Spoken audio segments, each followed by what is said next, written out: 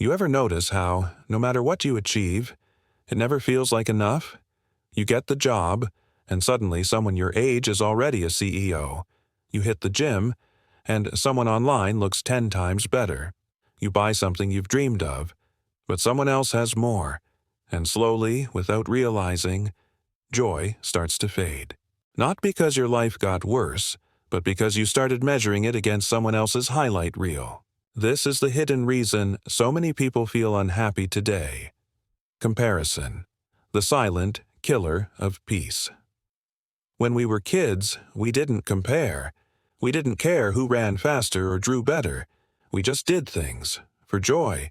But somewhere along the line, the world taught us to rank everything. Grades, followers, salaries. We learned that value equals performance, and once that seed was planted, life became a competition we never signed up for.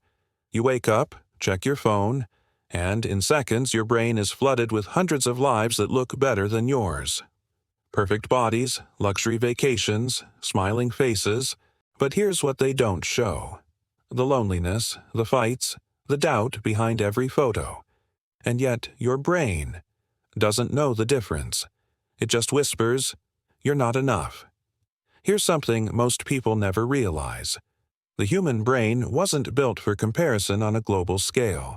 For thousands of years, we only compared ourselves to maybe 30 or 40 people in our tribe. Now, we compare ourselves to millions.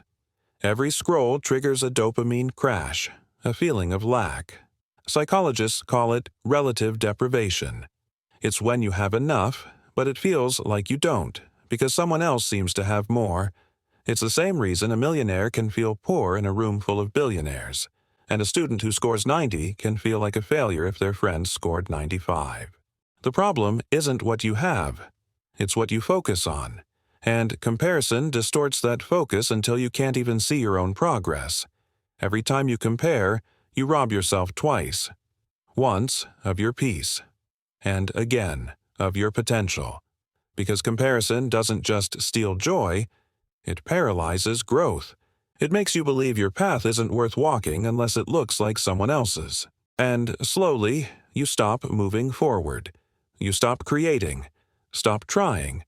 Because why bother when someone else has already done it better? But here's the truth. Nobody can win your race but you. Because no one else has your exact story, your pain, your lessons. You are not behind. You are on your path. So, what happens when you stop comparing? At first, silence. It's uncomfortable. Your brain craves the noise of comparison. But then, peace. You start to notice small things again. The smell of coffee, a song you love, a walk without checking your phone. You rediscover your own pace.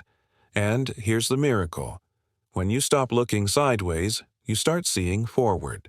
You start building, not for validation, but for meaning. And that's when life stops feeling like a competition and starts feeling like a journey. So the next time you catch yourself comparing, remember this: the only person you need to be better than is who you were yesterday. Because happiness doesn't come from having more than others. It comes from being more yourself. If this message spoke to you, take a breath. You're already enough. You always were. And if you want to hear more stories like this, ones that remind you to slow down, breathe, and rediscover your purpose, subscribe for more stories.